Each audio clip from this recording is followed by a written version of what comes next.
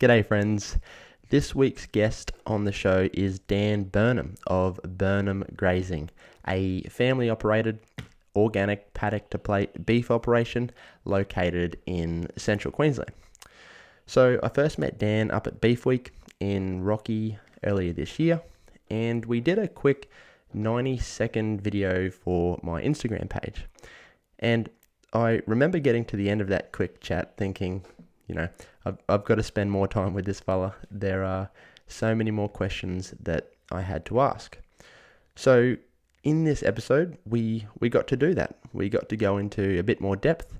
Dan is as genuine as they come, and he's happy and willing to share his knowledge that he's accumulated over the years, in the hopes that it might help others.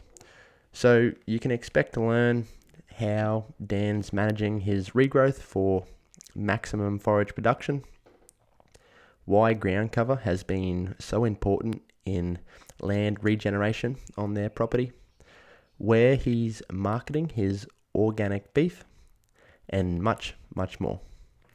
But before we dive in, don't forget to join the Grazing Game school community, which is just like a Facebook community, but a lot better.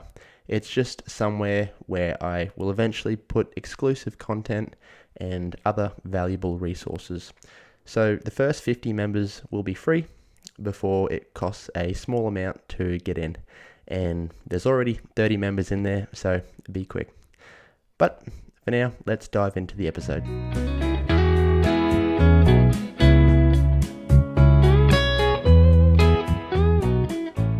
Dan, thanks for joining me on the Grazing Game podcast, mate. No worries at all, Cam. Good to be here.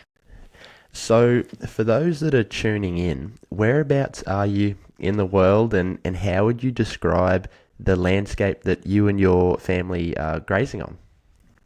Thanks, Cam. Yeah, no, we're about 2.5 hours south of Rockhampton. You'll find a little town called Thangool, and we're 20k south of Thangool. You'll find Stonehaven, and so it's pretty diverse for the country. We've got a fair bit of loamy sort of scrub soils down the bottom that we've developed into Lakina, and then we run up into some brigalow softwood scrub hollows that have all been developed with sort of green panic and buffalo and Rhodes grass and butterfly pea. And then running back up into some ironbark ridges, bloodwood country that's sort of native bluegrass and Queensland blue, and a fair bit of wind cassia and secca have been planted in there over the years. Yep. So some of those legumes you guys had to incorporate and introduce? Yeah, definitely. Sort of been lucky, I suppose, to sort of have education on that from my parents. So always trying to, get better stuff in the soils and better stuff for your cattle, and, helps for weight gain for longer on. Yep. And how do you find the Lakina? I know there are a lot of people. There's a bit of a debate. Some people think it's a bit of a weed, but some people just love it. So what are your thoughts on it? Yeah, it definitely. We had some here when we first came here. There was a little bit planted. We went straight on and planted more of it. It's a different thing. Like probably with our change of grazing management, we started really looking at it because the amount of grass that it still needs. But when the season's right and the grass is good and the Lakina's good, like we're putting, up to that 1.5 to 2 kilos a day on the cattle. So yeah, it does a beautiful job on cattle. Yeah, that's impressive. Do you have to, prune it every few years to bring it back down, or do the cattle keep on top of it? Yeah, definitely can do. Like we've been 20 years, and I think we've sort of pruned it 4 times now in the 20 years. So, but more livestock. So if we've seemed to see if older cattle, older cows, empty preg-tested empty cows go on it, they seem to smash it a lot better. They lay it down and get those bushes down a lot lower, so you don't need to mechanically chop it all the time. Yeah. No, they seem like a really good, resilient, deep-rooted kind of legume to introduce. So with Stonehaven, the property that your parents originally bought, in about around 2004, I think you've mentioned before last time we spoke that you guys had a bit of a change in the way that you viewed your landscape and how you, thought about managing it. So, what were some of those, I guess, old beliefs, and maybe how has that changed over the years? Yeah, it's sort of we've sort of grown up with probably the same belief, like making sure we keep our ground cover and keep grass in our paddocks. We've always sort of spell graze country, so we'd have a paddock up our sleeve, and that's always maintaining the amount of numbers in each paddock. So if it gets a bit shorter, get a bit, we move on some cattle and just sort of matching that stocking rate to carrying capacity a little bit. So 2004, yeah, we sort of pretty well came here, and Emma Jane and I, my wife and I, we were lucky enough to be asked to be managers from my parents. So we sort of been able to manage this property as the way we wanted to manage it. So pretty well 2004 and a little bit of 2005, we started just checking paddocks out, working at the hectares of those paddocks and going, okay, well, there's 50 or 60 in that paddock, and then we pretty well loaded each paddock up with cattle, and maybe had that one or two paddocks that was resting, and we did that for about 12 months, and then we just started noticing our plateaus just running out of grass, and the size of these hills that are very, very susceptible to get to with cattle had all the grass on the side of the hills, and they weren't using those hills until those nice bottle tree flats were actually like, concrete. So we were starting to lose ground cover, and we were starting to run a bit of water around, and we always thought it was just big hills, big gullies. You're going to run that kind of water.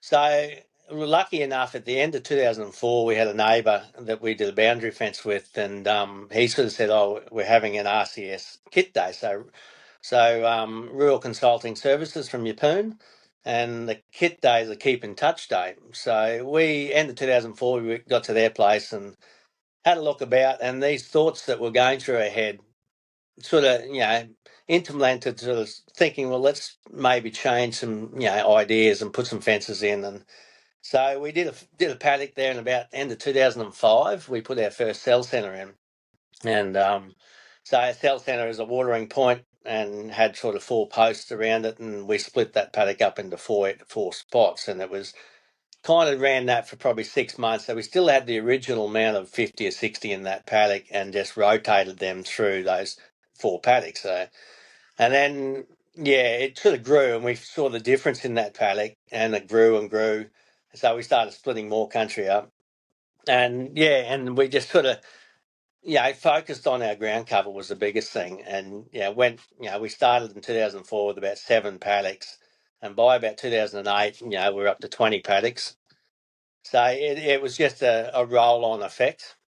Absolutely, yeah, that's awesome. So, what do you reckon the ground cover percentage might have been before you started doing more intensively managed grazing, like compared to what it is now? Is it just much higher, Yeah, noticeably? it's I guess we ended up we knew it was getting better.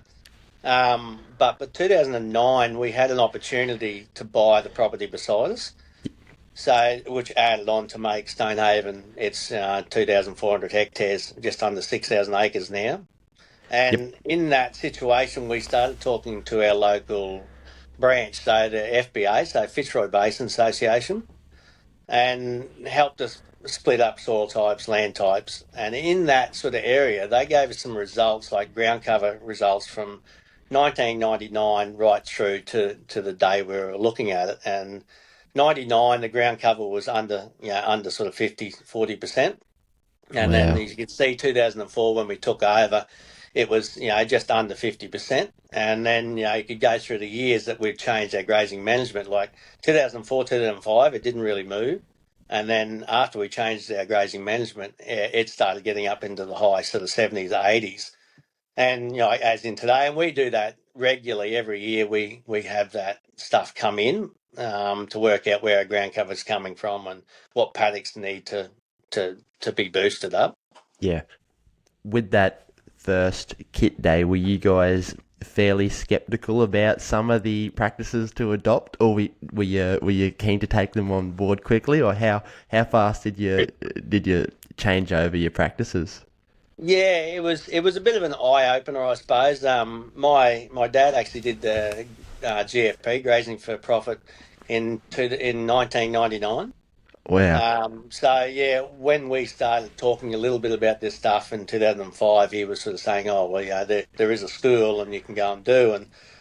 And yeah, we sort of, I suppose we were just winging it. We were just shooting from the hip pretty well and going, "Well, this is kind of working for us. We know we're getting better ground cover in this paddock." And it was probably until 2011 we had another family member that had gone through and did the Grazing for Profit school, and we started probably throwing ourselves at any free days, any field days coming up. We started doing HM, so holistic management. We went and did a couple of free days through that and looking at that. And then it wasn't until about 2012 we did a 2-day graze clinic with RCS.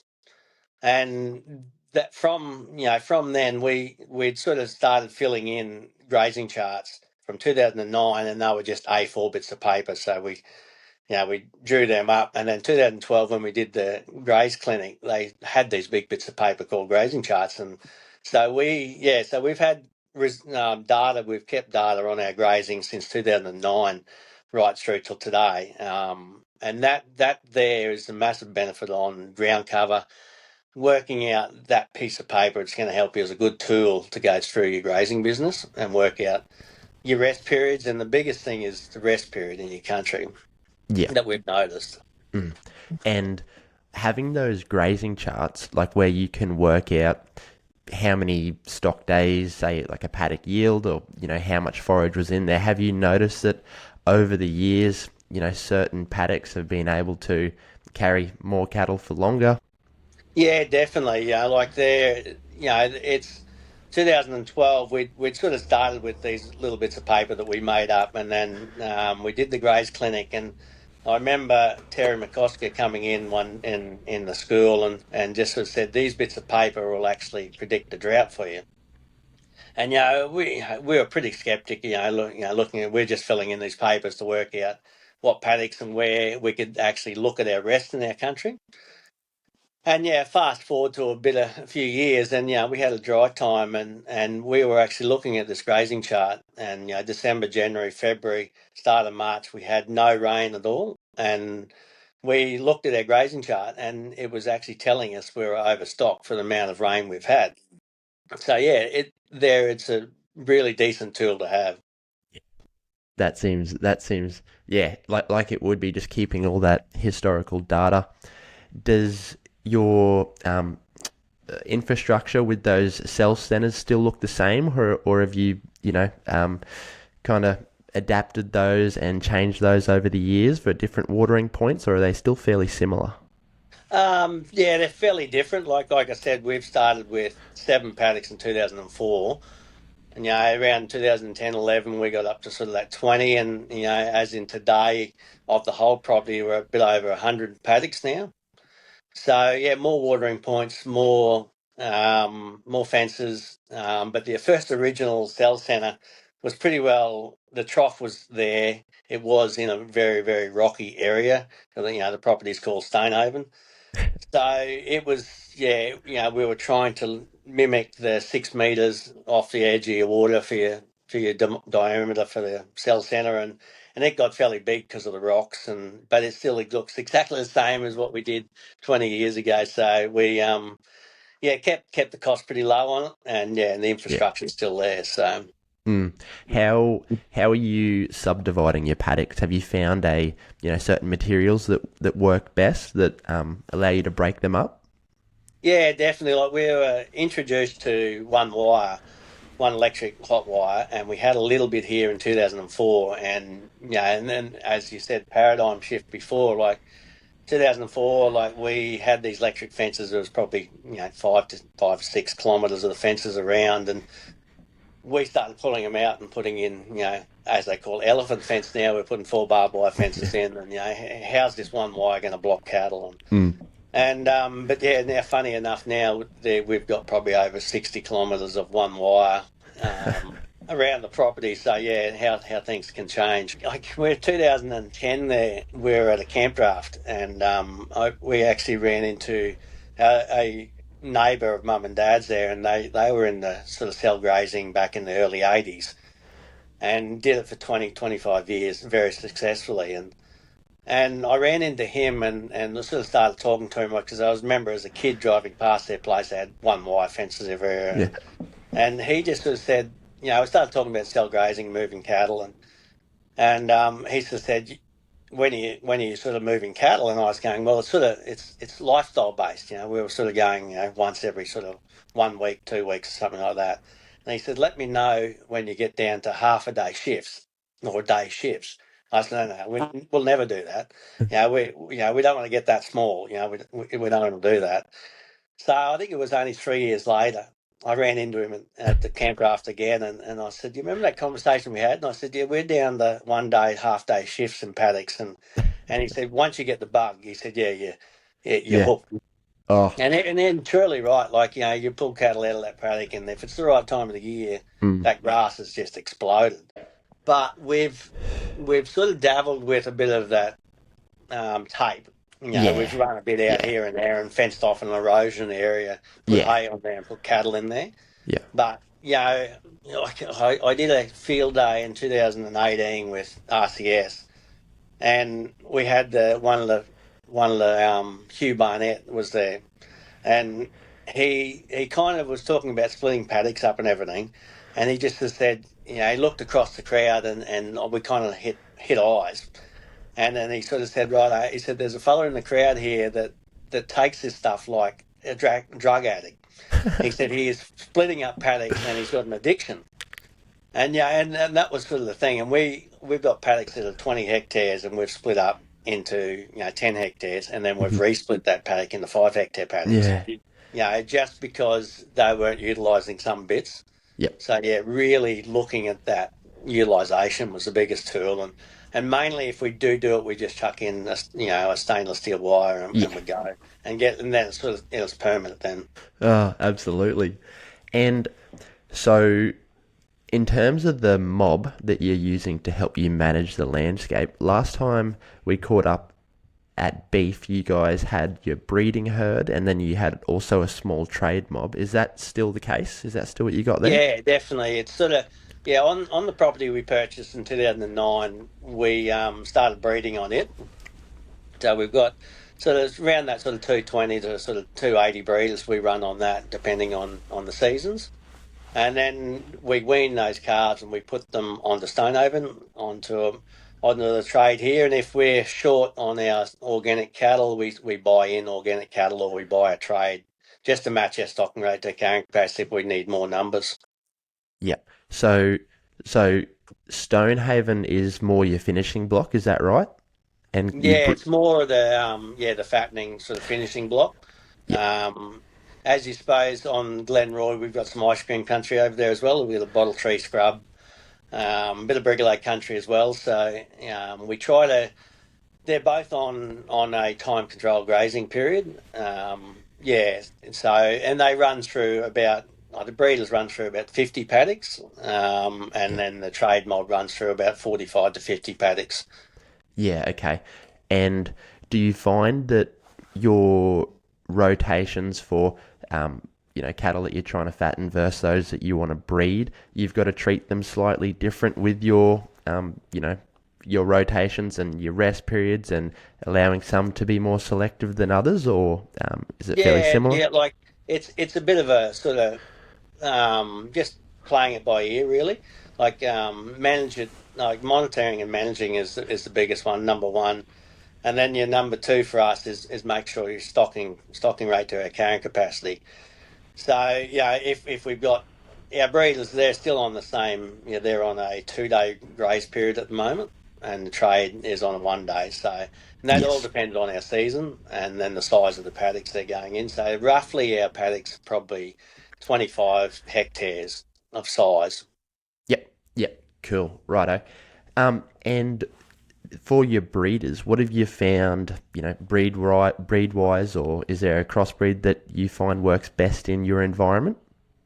Yeah, definitely. Like we're probably pretty lucky to have my mum and dad own Boogal Calico Brahmins and Charbros. So mum and dad have sort of bred bulls and sell paddock bulls yearly. So we've started with that Brahman base because we're in tick country and they seem to handle it. And we've been lucky enough not to put many chemicals on cattle Mm. anyway.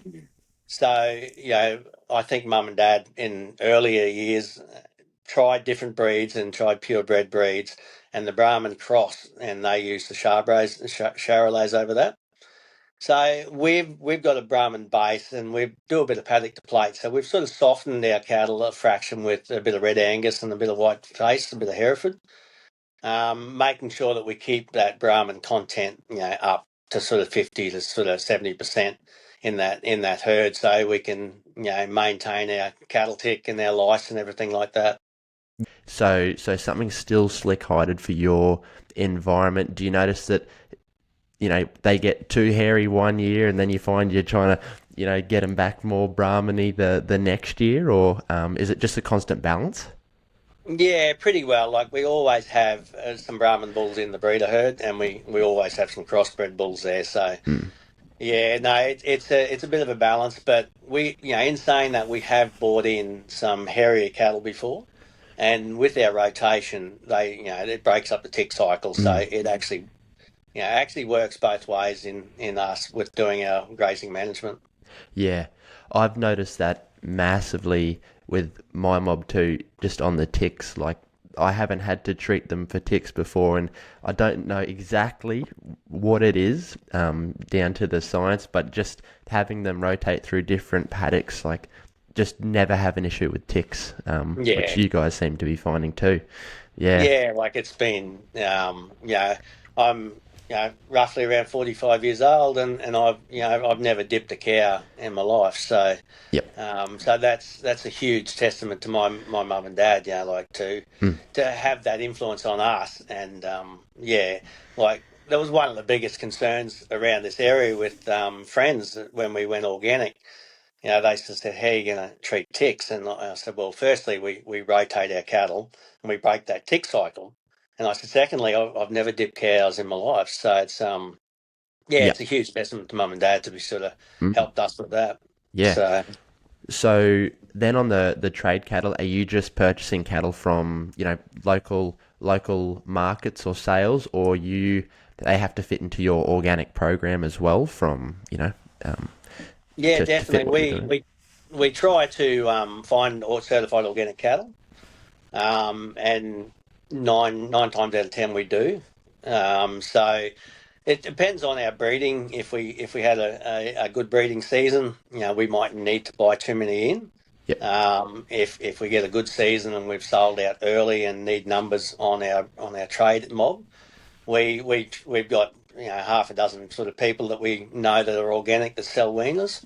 So Yeah. we sort of go straight in there, and we'd rather buy that organic animal. So at the Mm. end of the time, it's an organic animal for us to sell. Yeah.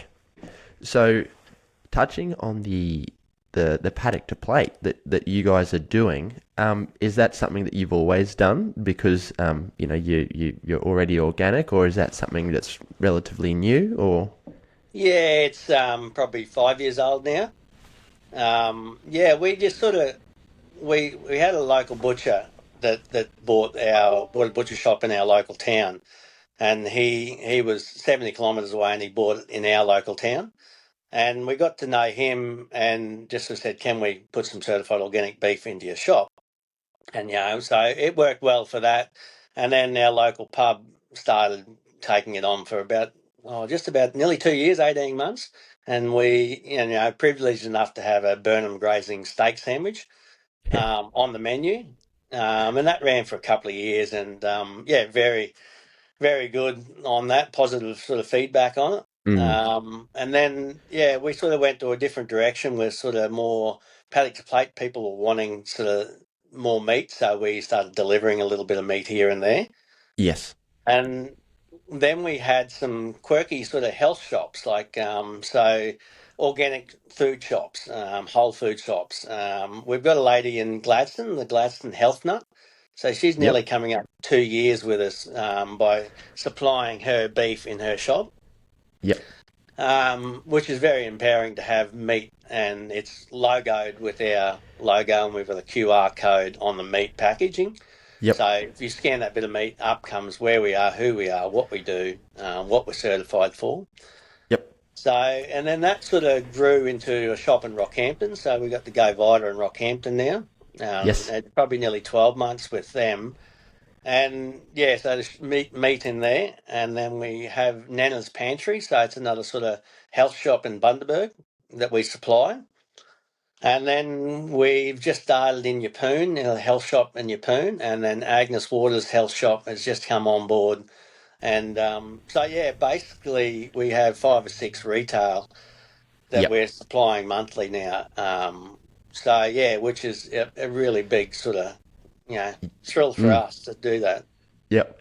Was it pretty daunting getting started? Like, because I know there's so many people that think about, they have the idea of, oh, this is what the Coles or Woolies are selling beef for. We should go direct to consumer. But, there's obviously a lot of work involved in, the processing, the marketing and distribution. Do you do you find it hard to balance between doing, probably what you're passionate about in actual, the grazing, and then balancing that with having to market it and Yeah, do the direct to consumer side of things, or how do you find that? yeah, it's challenging, I guess. Like you said, making sure you have the right article. And the right cover, when you sell animals to our local abattoir for, overseas, sort of, we can just run them in, but, there is a grid to sort of sit on. You've got to have the right fat cover, the right weight and everything like that, and making sure that you have that right weight, that it's not too heavy and not too light. Make sure you have a good cover over your animal. So it's sort of, yeah, it is challenging, but it Mm. pretty well started. I think it was about 2019. My wife does a lot of teaching, and we had a barbecue, and we had some teacher friends and their husbands and that, and we were all just sort of talking around the barbecue, and we had some meat, and they just said, "Oh, which barbecue did you, which butcher did you buy this meat from?" And I said, "Oh, I haven't actually bought meat for a long time. This is our meat." And they go, "Seriously, no, where'd you buy it from? Woolworths or butchers or?" And yeah, I just said, "Oh, it's ours." And they said, "Well, you should start sort of selling that meat." And that's sort of pretty well what sort of started us down that track. And we couldn't actually find local meat to just buy anyway. So it was all imported sort of stuff, or was further away. That was we and the story, and in that sort of case, we were building our story. So yeah, and it was came back to where we are and who we are, and we were selling our story pretty well, mate. Instead of our meat, really. Yep. And on that, the fat coverage and getting like an article that's, grass finished, do you notice a huge difference in the carcass quality of animals that you breed on your place and the progeny that you background and finish versus sometimes the trade cattle that you bring in? Like, are you just getting a much more consistent body with your own homebred animals? Yeah, definitely. Like with the yield, you can tell with the yield. Mm. And it's good to have that massive relationship with your butcher. Like we've known this butcher, all my life, and yeah, just having that good butcher to do the right stuff and makes the yield better. Mm, yeah. And is there a certain time, like age, that you're looking to turn those animals off, or is it more just visual? Like once you've had a good season and they've got the fat coverage, is there a certain way you're judging them? Yeah, we normally go around that sort of 24 to 28 months. So, Mm, we've had other people I know that go a little bit earlier, but we're sort of grass fed, so mm, there's nothing else going into this animal. mm, So we make sure that animal's matured, has a good life, and then gets to that. around that sort of 230 to 260 kilo dress weight. Mm-hmm.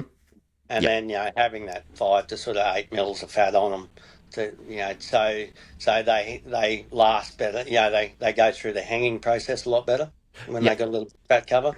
Yeah, a bit more fat coverage. Yep, bit of that grass-fed flavour. Yep. Yeah.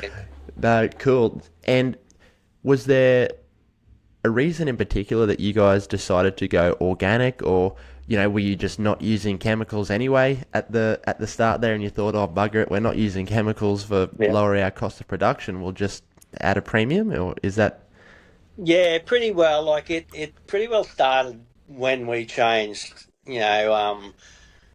the paddock between our ears, as Charlie Arnold always says. We it was about 2013 because we'd changed to our grazing management and we were resting a lot more country. Like the paddocks with more regrowth in the actual paddocks were actually bounding back quicker than the paddocks that didn't have too much regrowth. So we had more cover.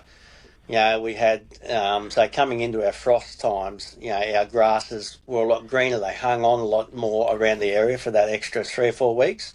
Mm-hmm. And then coming out of the dry time, we bounced a lot quicker. So we sort of started stop using sort of chemicals on land and everything like that to control regrowth. Mm-hmm. And by 2012, 2013, we sort of thinking, well, we had family that, siblings that just went organic as well. So we were in their ears a bit and sort of trying to work out, the process of this. And it was a 3 year thing to be certified organic, to become certified organic. So in 2013, we took the plunge and said, right, let's do it because in the last 4 or 5 years we hadn't used any chemicals, Yep. and we were saving more money and at the end, like you said, at the end of the day, it was we were going to get a premium for them. Yeah. So 2013 to 16 was a long thing. It was 3 years, and 2016 we were fully certified. And it just fitted with our goal, like in Mm. our vision. Like in 2015, we actually did the grazing for profits. So in Yep. that transition of organic, Yep. and the things we were actually thinking of doing that school, just we started looking at focusing on more goals and driven on vision a lot more. And it Yep. actually just sort of fitted us, and we just sort of rolled into 2016 as certified, and it was never looked back really. So. Yeah. Yeah, and it's definitely been worth it over those 3 years, like going through that process. The premium's definitely there. Yeah, definitely. Yeah, definitely there. Like it's been, it's held fairly high. The last couple of years, the conventional market came up close to us, very close to us, and it's gone down, and it's come back up and it's gone down, and where our organic market's pretty well stayed flat. Yeah. And so it's more consistent, I suppose. So, but Mm. it just so through that time of the RCS sort of schools and the FBA and Mm. doing all that sort of stuff, like we sort of went, we got certified BMP as well, so Grazing Best Management Practice. So when we started putting ourselves out there saying that we're organic, we started getting onto different things and getting certifications. 2016, we were nominated for the Premier's Awards, Sustainable Premier Awards. We got highly recommended, out of that, so that was really good.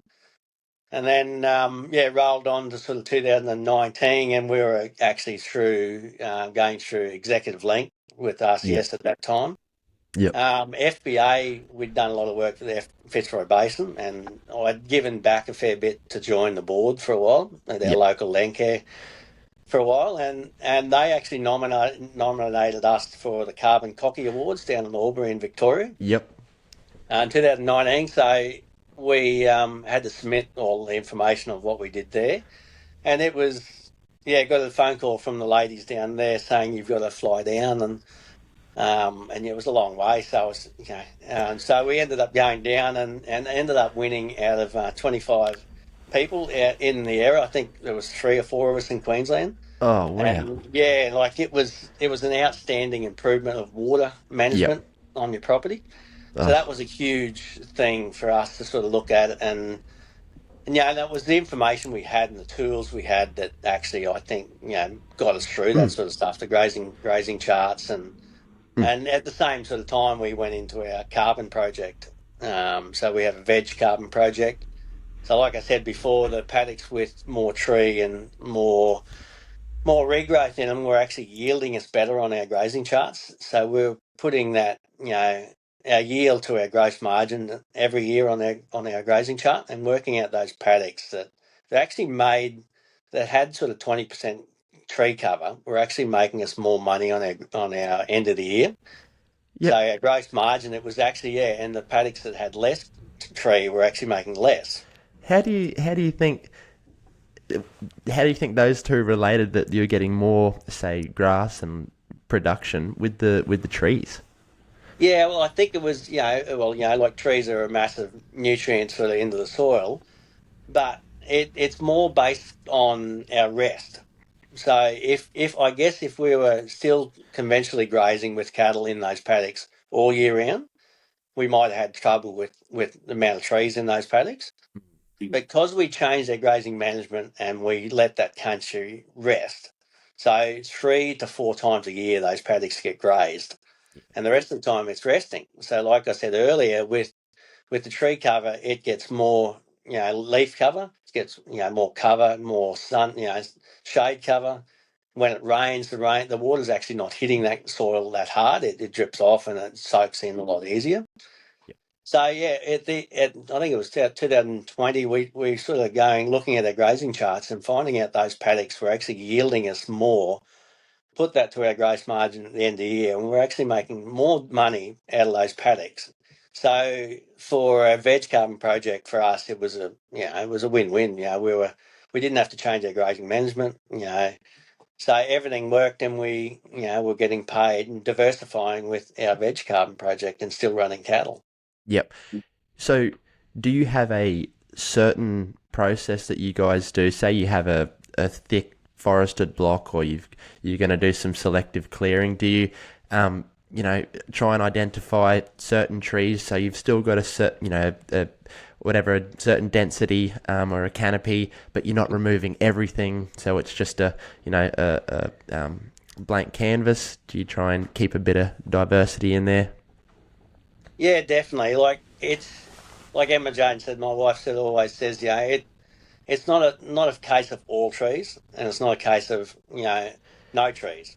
So the balance is there, and like the balance of sort of 20 to 40% tree cover, and not all our paddocks have that, and some paddocks that seem to thrive in it. Like we're getting a lot more Queensland blue coming through the country, and it's only because of our grazing management that we allow that country to rest, and that's to us is key, is getting that rest into that paddock, which comes back to our main focus of ground cover. Yeah, yeah, it's crazy that, like, on one end of the spectrum, like, we have the government that are just locking up plots of land, not allowing any animal integration. They're just becoming, overgrown, rank, unmanaged, and if only they would, sometimes see the benefit of well managed herbivores like how you guys are, and how they could benefit those national parks. Yeah, and it goes back to that book. It's not the cow, it's the how. Yep. It's Yeah. you can't sort of do this sort of stuff that we're doing without the cattle. Yeah, yeah, we need them. Like, they're just such a valuable tool, aren't they?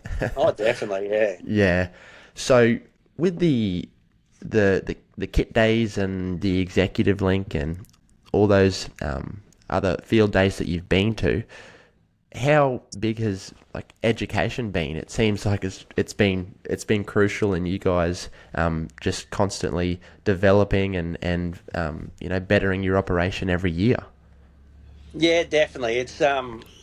I guess it goes back to I was probably a teenager, I suppose, and my dad always said that I was doing a lot of horse schools and information like that. And sometimes you don't want to go to these sort of things, and he just said, if you go there with an open mind, and he said if you pick up one or two of those things and bring it home to your program, He said you'd be better off. And pretty well that's sort of stuck with me right through my whole entire life. And Yep. it's something that we're trying to put into our kids as well. Just keeping an open mind and really pushing through and if you're passionate about something, which we are in grazing and Yeah. running livestock, Yep. like there's so many things out there you can look into and like you don't have to take it all by heart, Yeah. but if you can take one or two of those things and put it into your program, it'll make Yep. a hell of a difference. Yeah, absolutely. Just taking, little bits of information from different people and Yeah. applying them to your context. Yeah, that's that's awesome. So it's coming up on almost 20 years at the place that you guys bought in 2004. So what do you think have been, some of the biggest challenges for you guys over those years? I'm sure there have been many, but are there any that stand out? Yeah, definitely.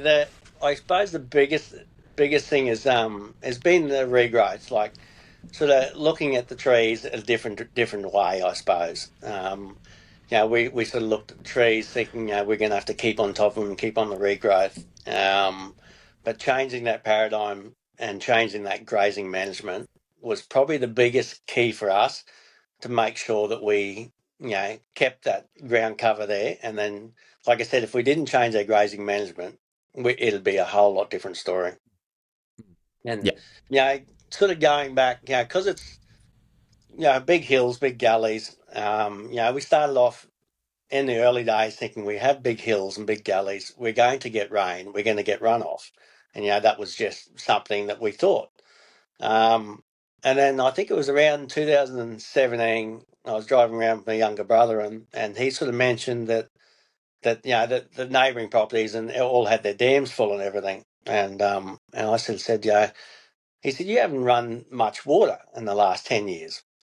And, we sort of stopped and we thought about it and we were going, we haven't run water and, we have had the same amount of rain as everyone else. And everyone else is talking about dams overflowing and which is a good thing. You're on the right path, but you're not getting your dams full. But yeah, it's just you sort of that was probably the biggest take. I sort of never really thought of it until he mentioned it, and building our organic matter up, which holds more water in our soil. So we're actually not moving as much water, and we're holding more water in our land. So yeah, because of our grazing management.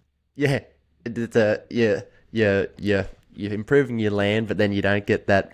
You don't get to fill your dams for stock water. Yeah. But no, that's it.